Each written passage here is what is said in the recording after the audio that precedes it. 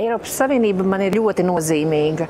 Un ne tikai tāpēc, ka es strādāju te jau 19 gadus un ar prieku varu teikt, ka mans darbs man joprojām patīk, bet galvenokārt tāpēc, ka Eiropa man patiešām pavisam burtiski atvēra pasauli. Kā bērns lasīju Margaretas Stārstas grāmatu Ieviņa Āfrikā un pēc tam Žila Vērna romānus, bet šīs aprakstītās vietas man šķita tālas un nesasniedzamas. Bet tad, sabrukot Padomju Savienībai un Latvijai atgūstot neatkarību, pasaule atvērās. Tomēr sākotnēji pirms iestāšanās Eiropas Savienībā un Šengenā atceros, ar universitātes kori braucām koncertēt uz rietumu valstīm. Braucām ar autobusu, jo studentiem jau naudas nebija. Un mums toreiz, piemēram, uz Lietuvas, Polijas robežas nācās stāvēt pat līdz 2 diennaktīm, lai tiktu pāri.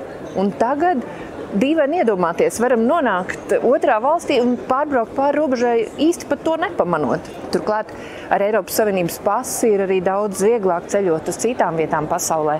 Man mājās uz sienas ir karte ar vietām, kur esmu atzīmējusi valstis, kur esmu bijusi un visai iespaidīgi.